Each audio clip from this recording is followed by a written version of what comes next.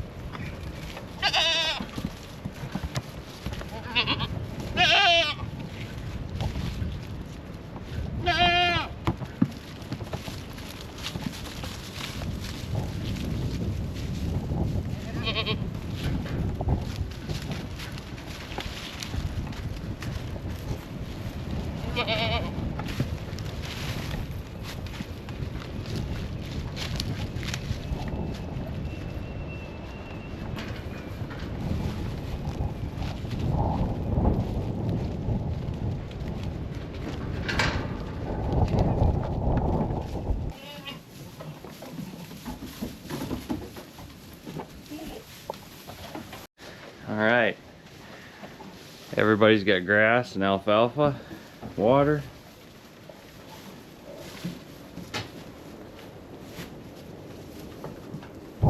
Enough to tide them over for the day.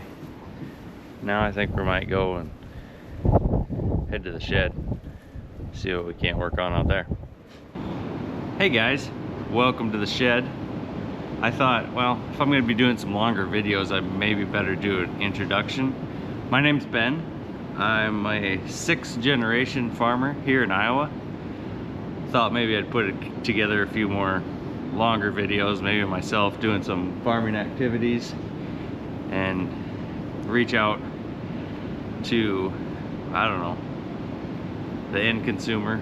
Like, I think more and more interest is in where everyone's food comes from, and thought by sharing a little bit I would just open that up to, you know, people that wouldn't normally be around farm life and all that, but I'm not much for being in front of a camera, but thought it's important to show what we do out here, you know, growing food, fiber, feed for the world, and maybe present to everyone that we're just not all bad guys or corporations. We're actually, most of us are farm families that have been doing it for a while, and some are even 1st generation farmers. It's a pretty cutthroat business. I mean, I think we need to find more, at least the starting out generation, or if you want to continue it on like I do, or if you're small like us, you're gonna have to find something more, find more opportunities, grow more dollars per acre, find more niche markets, or my English is terrible, but just look for other opportunities than just corn, beans, like some guys around. You gotta be diverse, in my mind. We've gone away from that, I think, over the years. I mean, some guys are just crop farmers, which is okay. If you're making it work, sweet. But if you want to get started and get going, I think you're gonna have to have more than just corn or beans. It's gonna have to involve livestock or some other higher value product.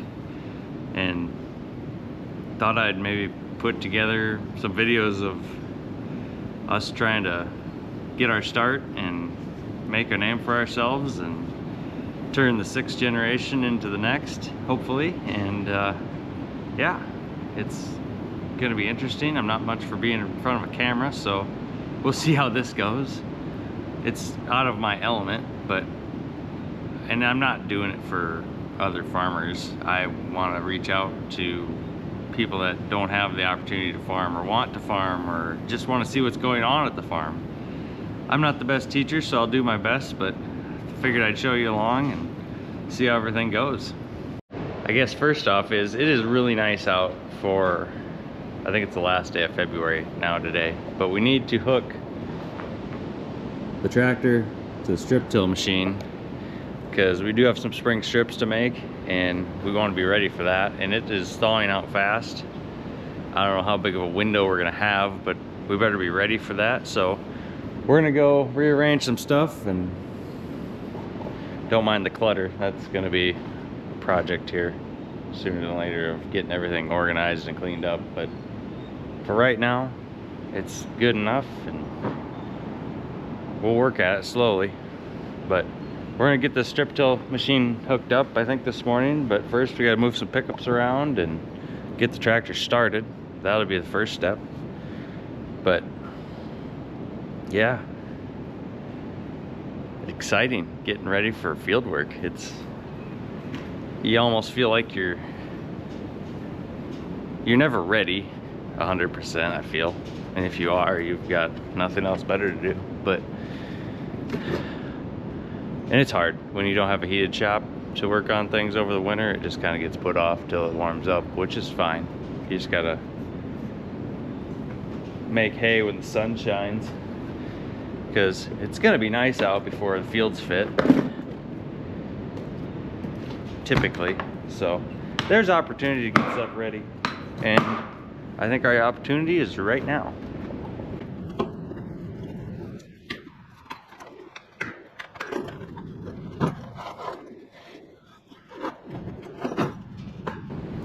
It's the worst part about working with fertilizers. Everything is rusty crusty.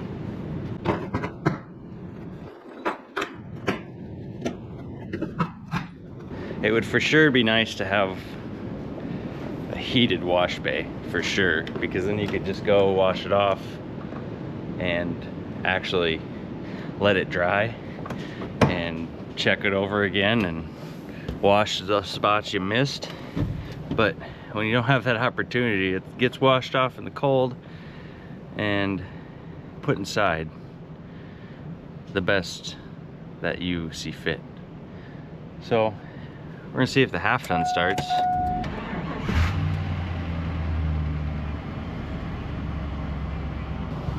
We have live.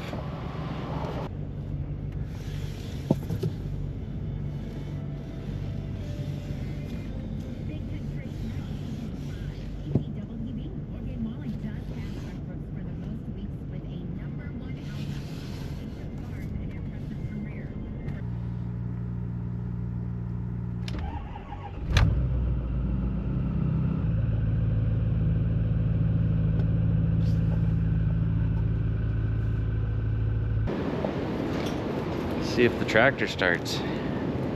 I had it going a couple weeks ago, out and about, trying to get some of my GPS lines to work and get sent through to Ops Center, which is like a cloud-based database of everything that you've done.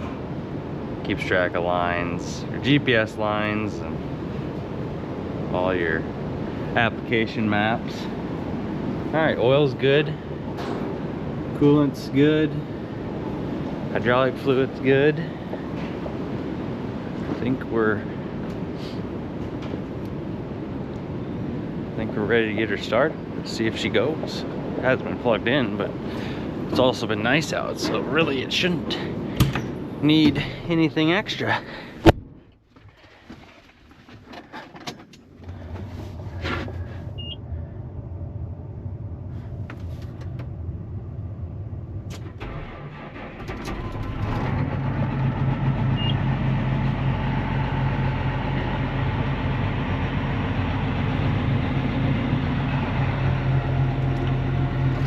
Like a champ.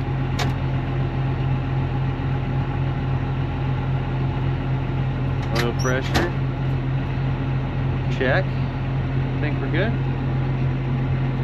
Volts, Good. Things are going too well. Almost too well, so something's gotta go wrong, right? Hope not, but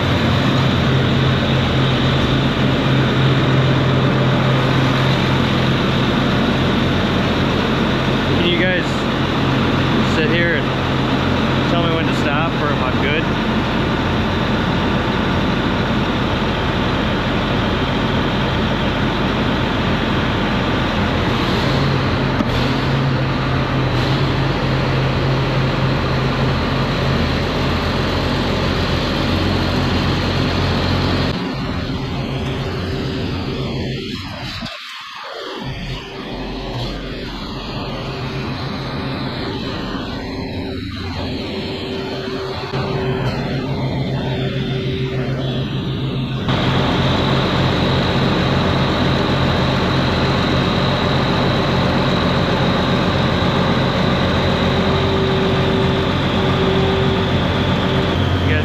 Crank that up?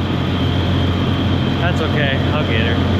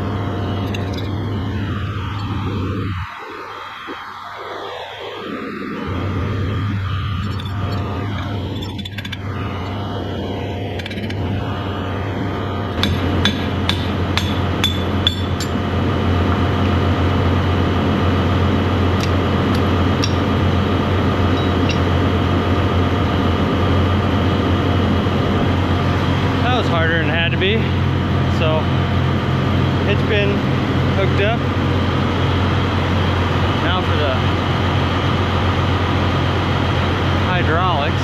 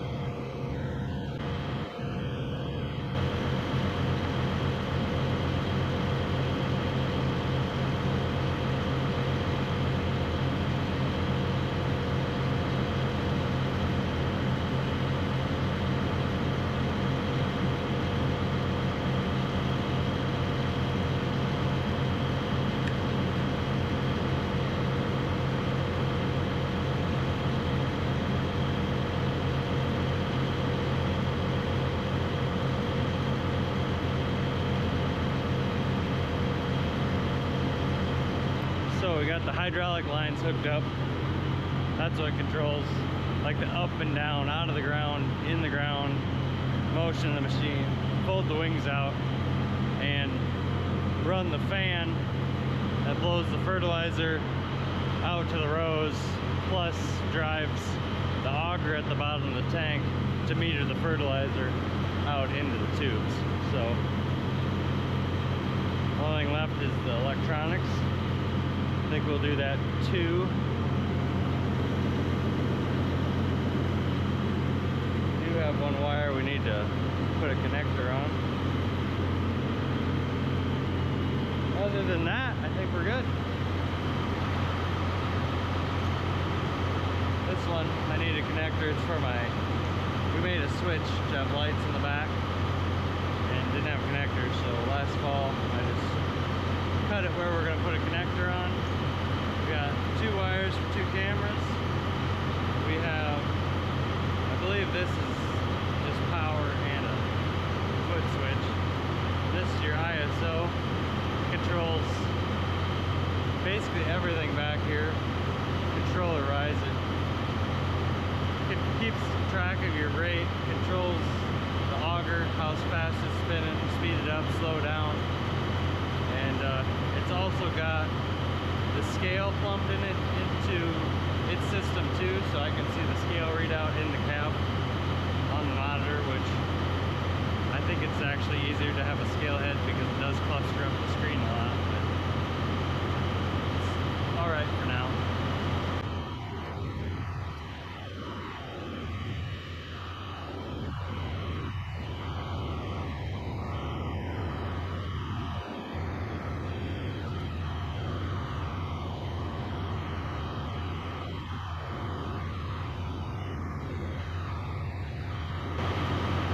Last but not least,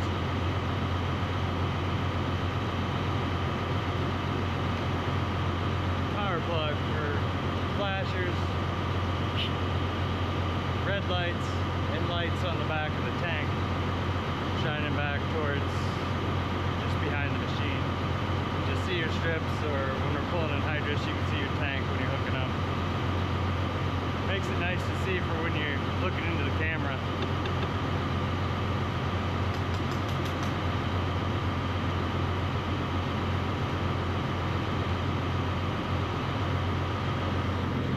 Got that checked and get this chain hooked up.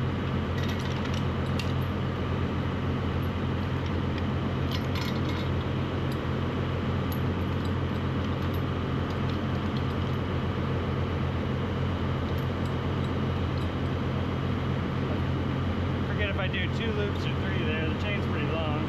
I should shorten it, but if you change tractors that has a different location for that, then you're just going to be wishing your chain was longer again. So we just double loop it.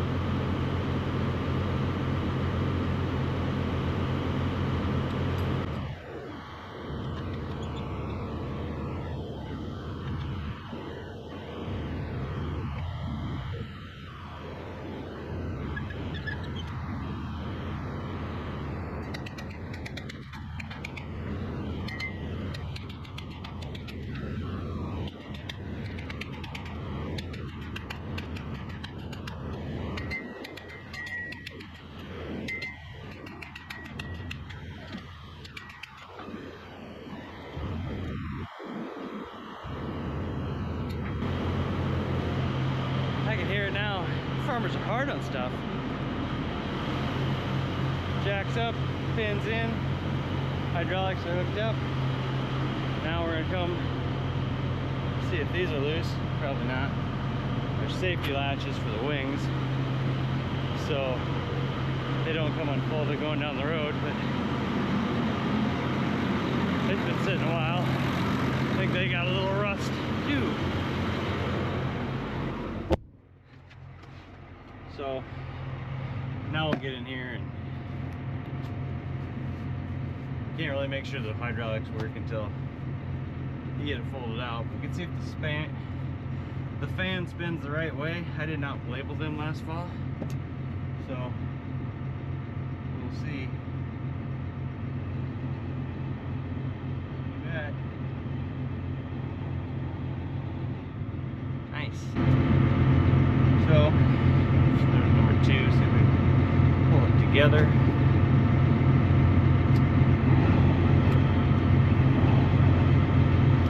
There we go. We might have them clips loose enough to get knocked out of there now.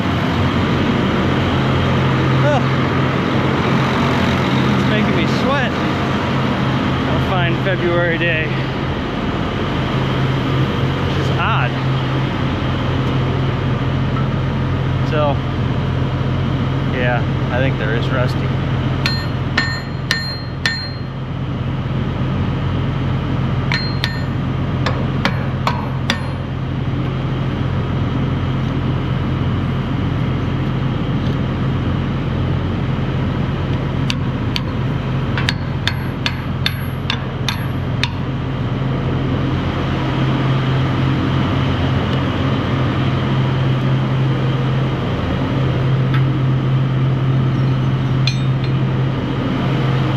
That's how it's supposed to work.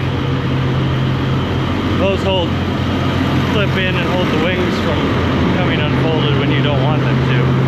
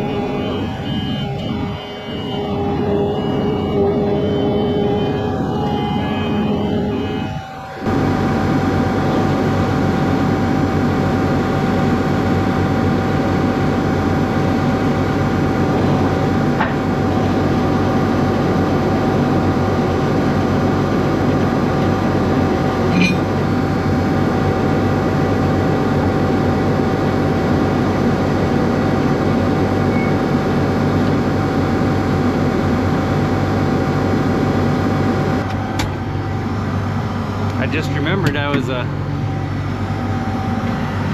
well, I grew up with Mom being the farm safety inspector, so I try to be safe almost all the time. And just remembered, I left the latch pins so the machine wouldn't fall, which I think I'm gonna leave actually.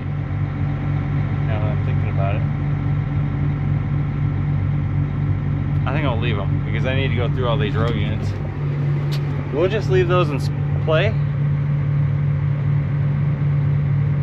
Put that right there. And, we'll go look her over.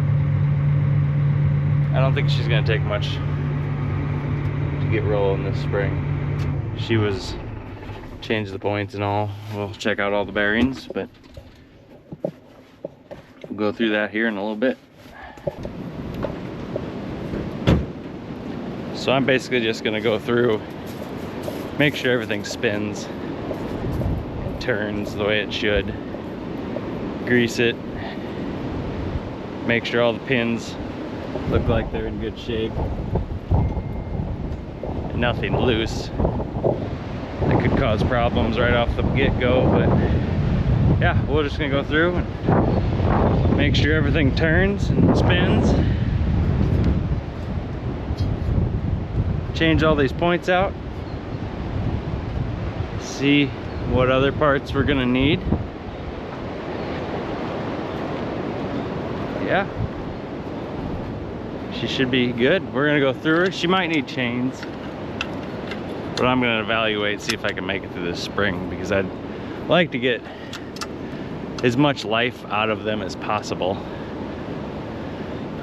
So I don't want to change them too early, because they are not cheap to replace, but they're not fun to replace in the field either, so it's a vicious battle. But long story short, here, as the machine goes through the ground, this main blade cuts the trash, splices the trash, so these row cleaners can flip it out of the way. And this is kind of the first, I don't know, it does a little tillage, because I know when they're getting thin, the strips start looking a little different too, so it kind of breaks that crust and loosens. It's the first part that loosens the dirt. Row cleaners spread all the residue, like the old corn stalks and old bean stubble, spreads that out of the way, so you have a nice black clean strip to plant into, is the goal. This point here, it's easier to show you. I'll show you a new one later, but that digs up the dirt. I usually have this set at like 7 or 8 inches deep. Anymore, it seems like I just ball up and plug. But that, it's easier to explain on a new point, but it'll bring that dirt up and pull it up into more of a mound, break it up, pull it up. These discs here contain that dirt and bring it back together to form a strip, and the rolling baskets crumb up any of the old clods that are remaining. But behind the point is a dry fertilizer tube, so if you're applying dry, this is where your dry comes out. And if you're applying anhydrous ammonia, this is where it comes out at the bottom of the point. So yeah, we're gonna go through this, and we might take you out to see some strips. I don't know if I'm gonna do that today, so this video might get extended a little longer, because I don't think you're gonna hear me talk out there. Gusts of 40-50 mile an hour today. It's a little hard to hear,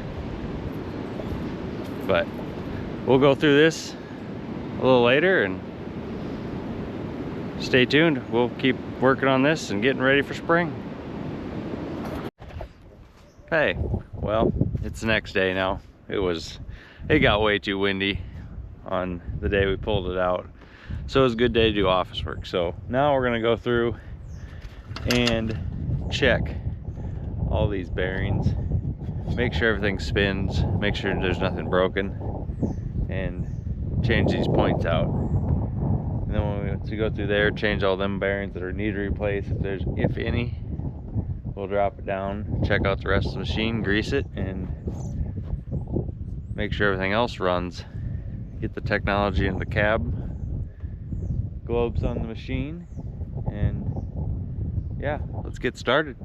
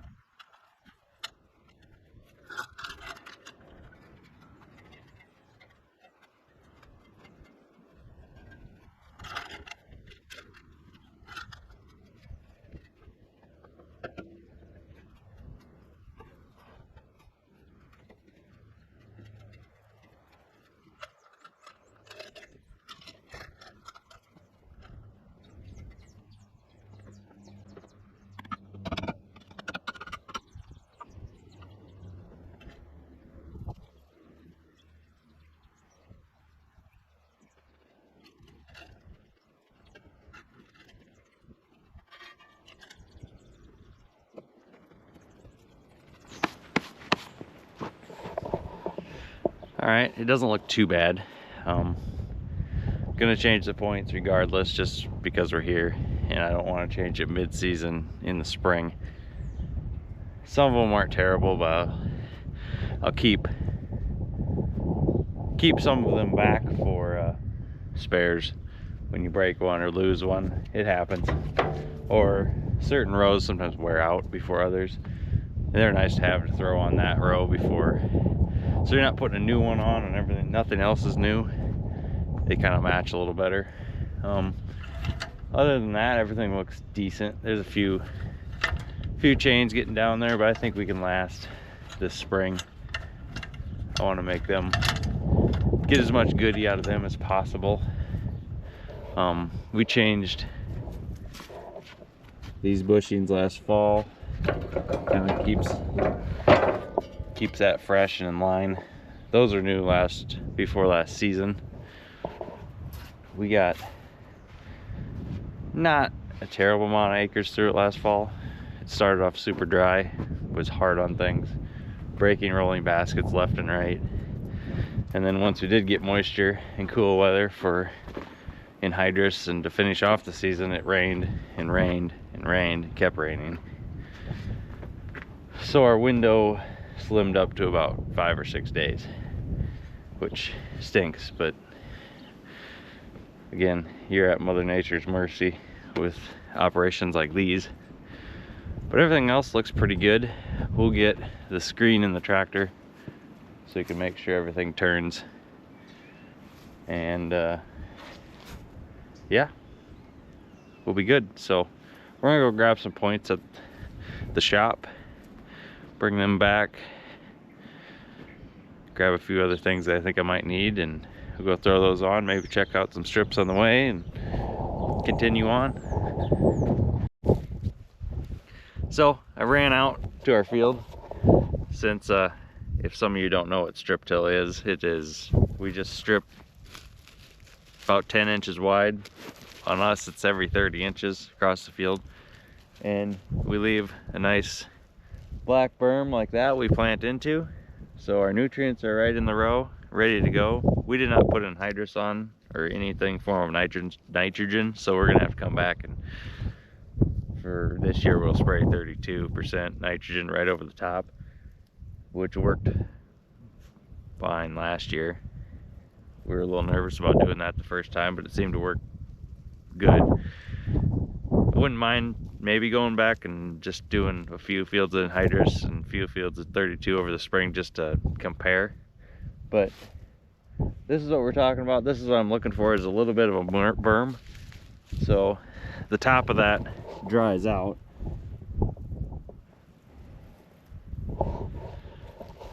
So if you'd have that, I look for, I mean, it doesn't have to be a tall hill, but a little something higher than the rest of the ground so you don't collect water and it stays wet.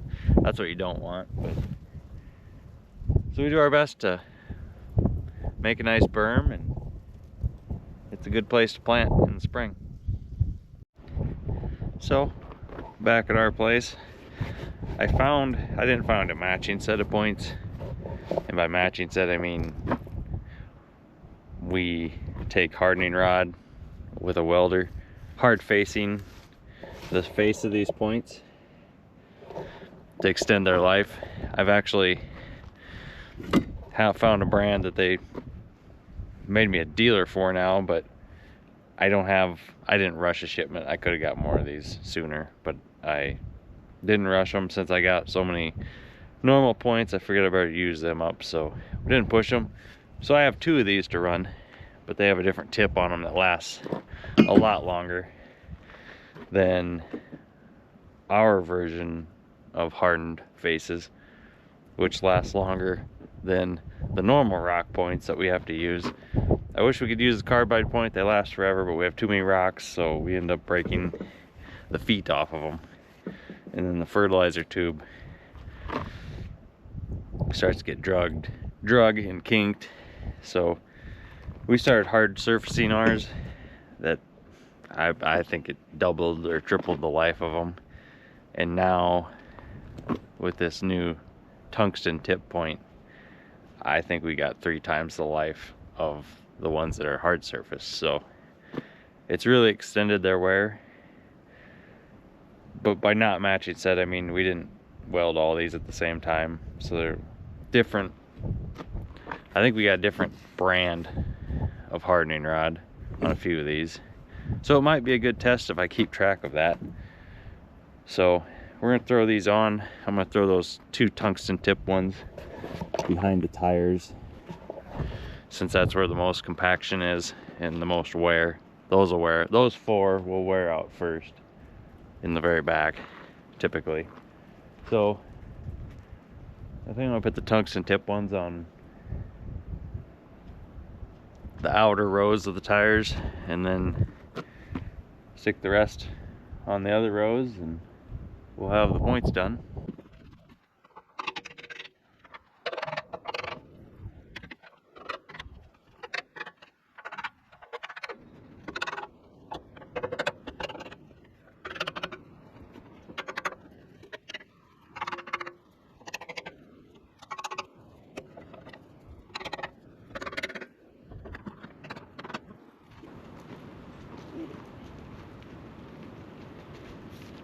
What'd you do to it?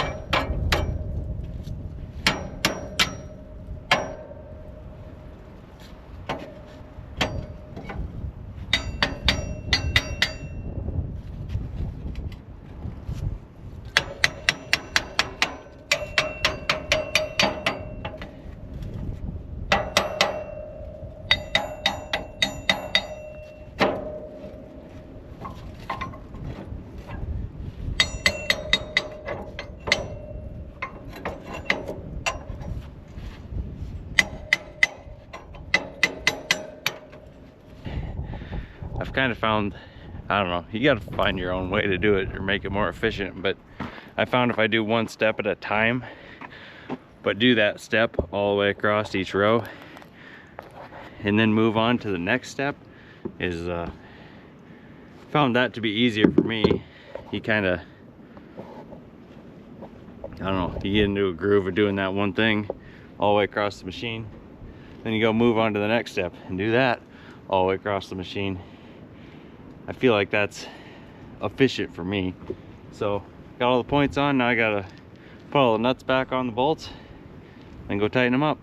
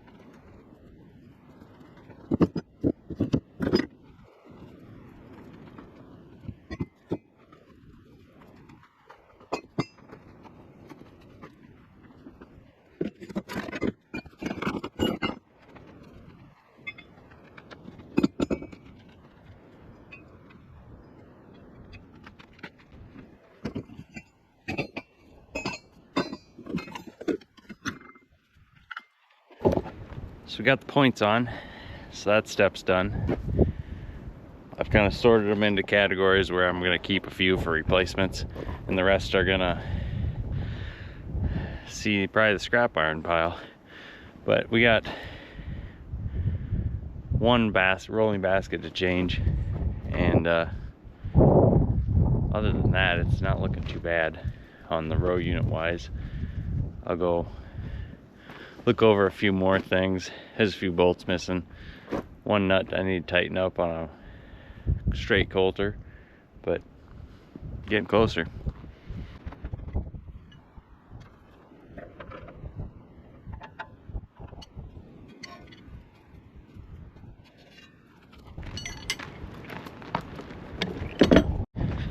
So I did find a side shield for the fertilizer shields that was cracked. So we're gonna take that off and get that replaced. Other than that, I think it's just that rolling basket that's bent. I'm gonna put a new one on and we should be good. Find a spot for you guys to sit.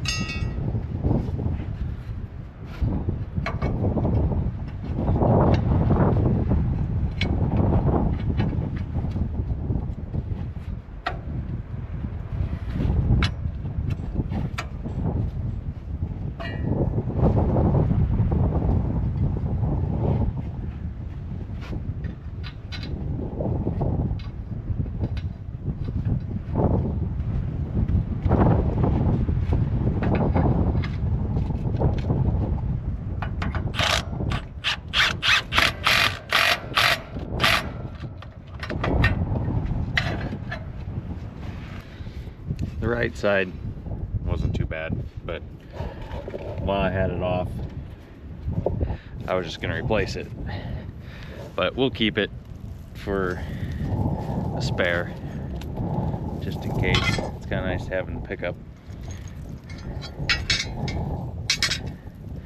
because in the heat of the moment, time is money, and usually, other than spring strips, obviously, you're backed up against Mother Nature and old man winter coming. So downtime, you want to eliminate as much of that as possible. So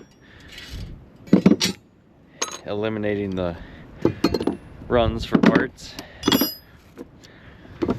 having things on hand, key in my mind. So there's a few rough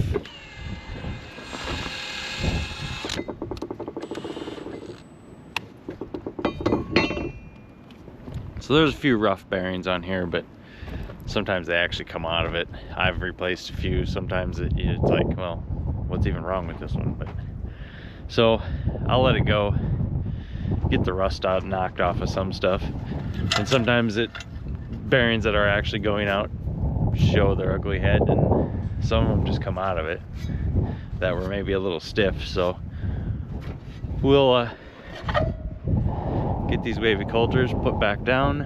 We're gonna start it, lift it up, take the pins out, lower it the rest of the way, so we can get at this rolling basket's tweaked pretty good. So we'll take that one off, put that one on,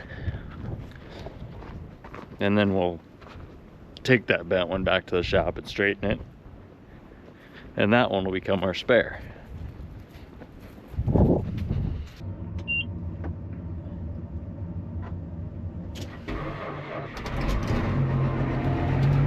Like a champ.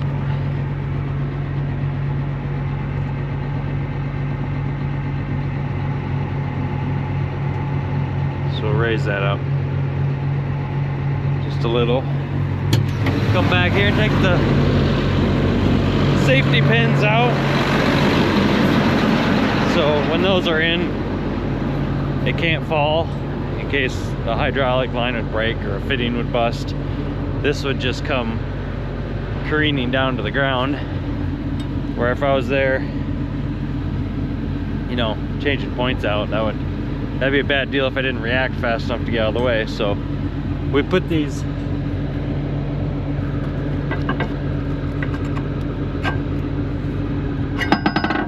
safety pins in, so that can only go so far.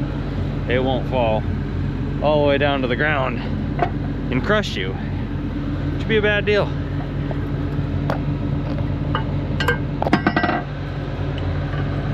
Sometimes in the heat of the moment this stuff gets missed, but anymore I try to make sure I do it just to be safe, because you never know what could happen. Because I've actually had hydraulic lines on this get rusty enough where just out of the blue they break. I've never had them break just sitting, but I've had them sometimes go bad not doing much, not having much pressure behind it, and it made you go, oh, that'd be a bad deal.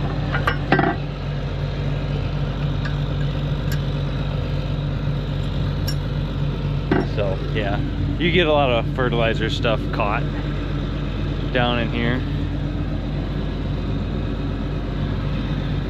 where the hydraulic lines are ran.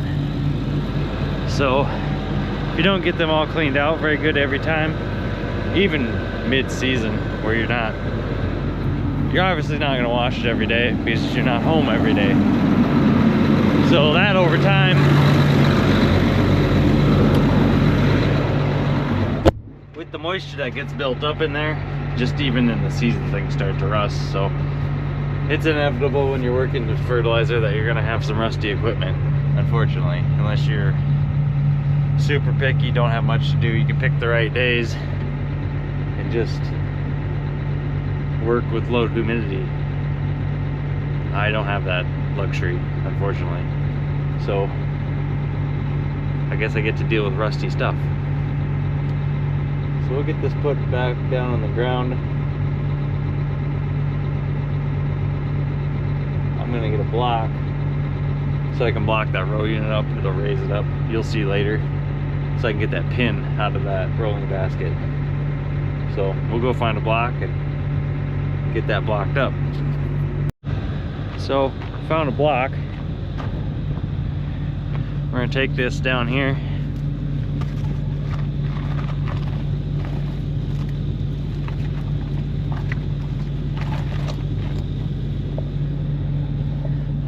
Let that sit on the row unit.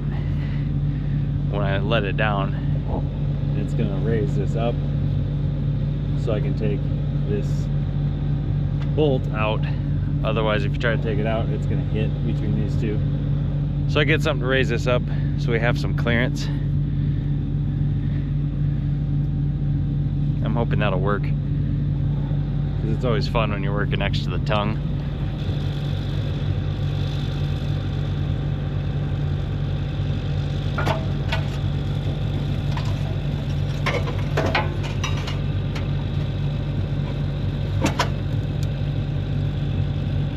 So now we'll have room to get that bolt out. Hopefully she comes out like she should.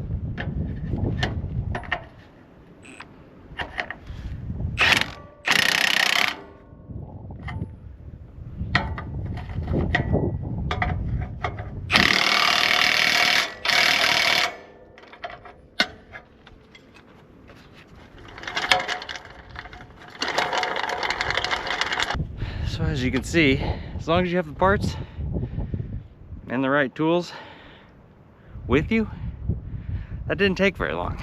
But say you're missing the block, or out in the field didn't have the block, didn't have the wrench or the part, you're running however long to this part store or the shed where you keep your stuff, you get your parts. As long as you have your truck pack load of crap in the back of anything you need, it's gonna save you downtime. All right, now we got most everything fixed. Gotta put those, obviously those wavy coulter arms back down, but we're gonna go stick our globes and our screens in the machine since we took them inside for the winter, so they'd be not freezing to death outside. Which, whether it helps or not, I don't know, but it makes me feel better. So we're gonna go put these on the machine and see if we can get everything to turn correctly.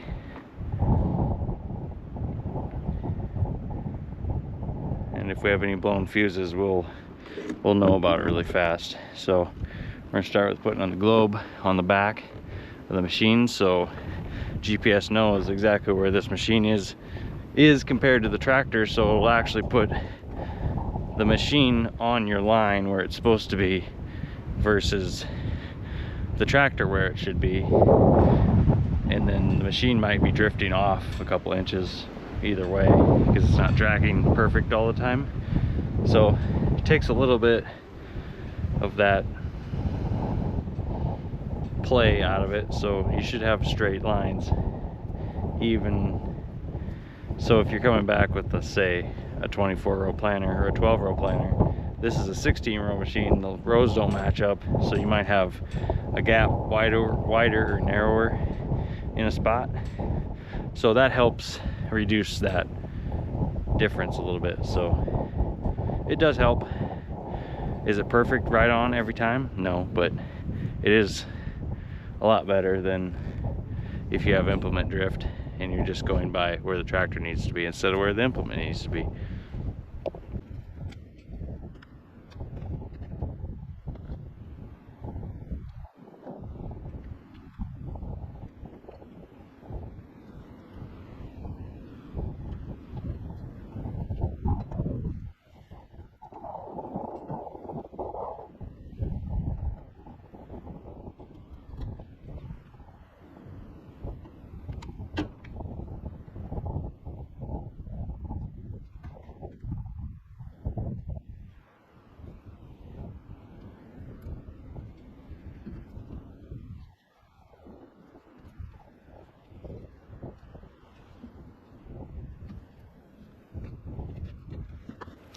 Whew. Got the hard one done. I should come up with a better way to do that, or a step or something. Fortunately, a guy could probably get hurt doing that. I'm not as young as I once was.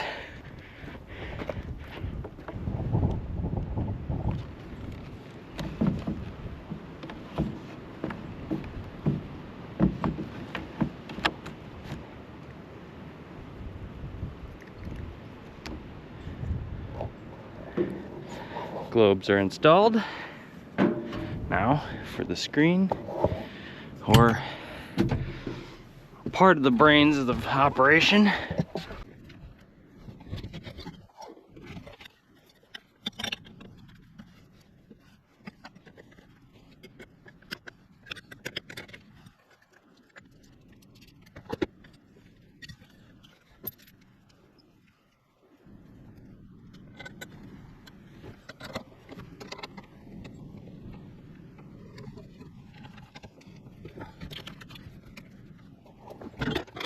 First step screen mounted. Now we gotta hook up the connections to the back. First up, the main harness here. This basically lets this screen talk to the GPS globes and the rate controller and everything else up to the rate controller, which is like a scale for me. And so now we've got this main wire hooked up.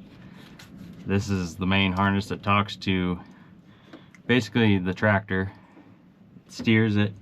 It talks to the globes on the tractor and the machine, and the rate controller that controls the fertilizer application as we're going through the field, like increase, decrease, on, off, stuff like that. And it talks to the brains, and then the brains will talk to, I have it set up with cellular data, which I think is this one, maybe. Yeah, I do believe so. Well, that's back here somewhere.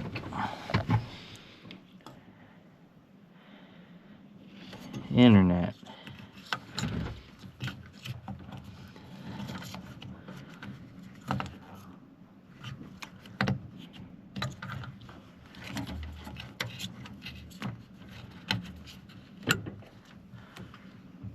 So that one's actually plugged into a box down here that's got cellular data that'll basically keep track of this in real time. You can see the screen from your computer at home, and it sends all the information of application maps and about anything else you want. Boundaries, lines, you can transfer them from here. It'll automatically transfer from here to an online cloud that you can see from your desktop computer, and you can send stuff from the computer to the screen, which that's pretty handy too. And there's another cord here. I believe this is our cameras. So I probably should run a separate screen for that, but it was simpler. My AgCam camera screen went bad, so this was an easy $100 some harness where I plug my cameras into so I can see inside of the tank and behind the machine on these screens. Now I got one more screen I'm going to put up here, the extend monitor, so I can see more. This isn't so clustered, you can move video or the scale to another screen so you don't have to flip through pages all the time. So I think that is the last one that will get hooked up here, which I don't need to do that now. I'm going to start it up and get everything loaded. I'm going to go get that screen and set that on this side post.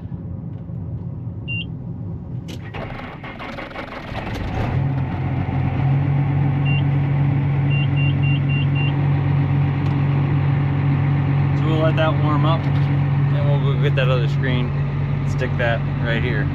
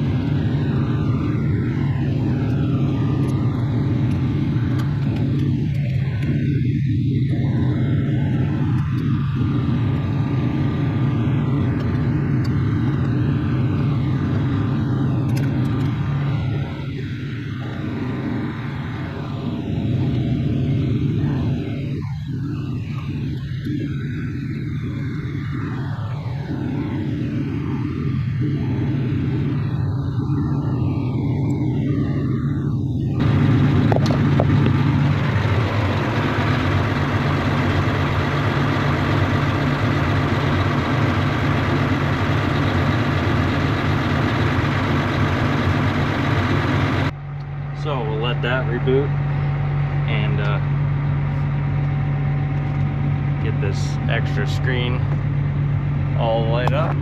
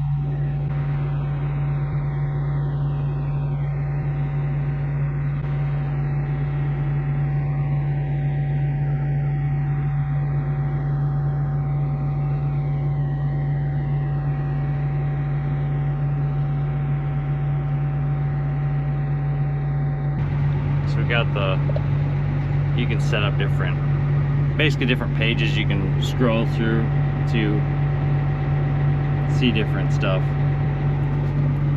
So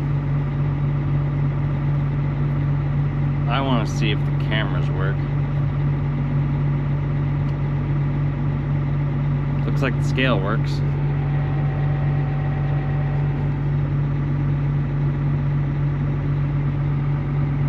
And the 50-50 shot I was talking about earlier, if I hooked up the cameras right, yeah, I think I can actually change them in here. Maybe. Then I can scroll through.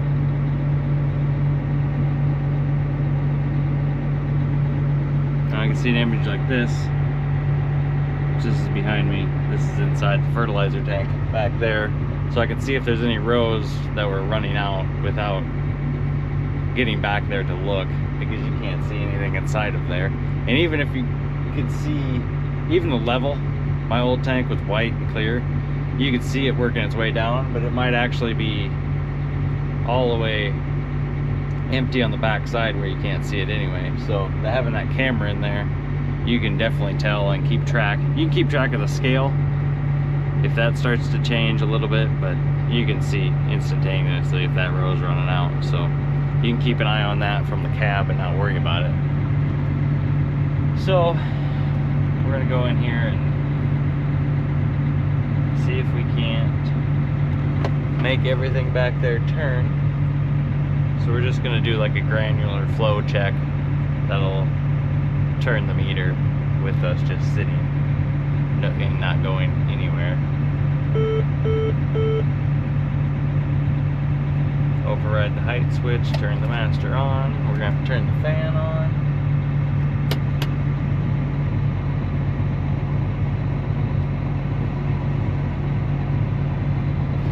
She's coming to life.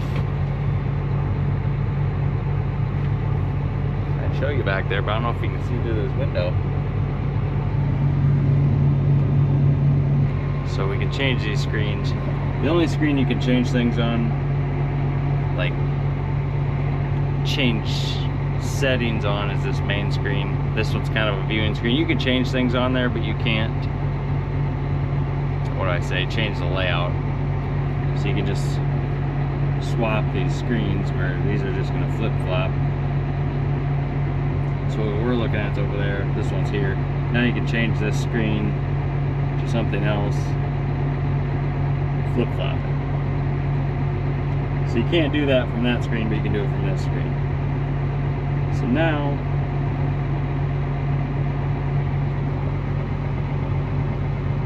maybe I'm just gonna put you back there so you can see the chain turn. You guys gonna wanna watch that for me? We'll put you back outside where you can see. Hopefully it turns. That's the goal.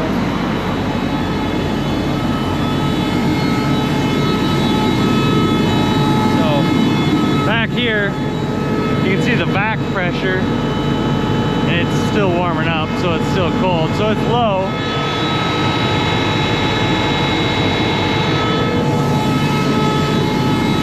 You can tell we have pressure to the valve block.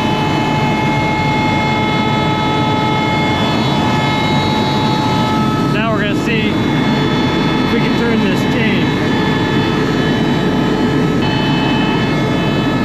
This turns, okay?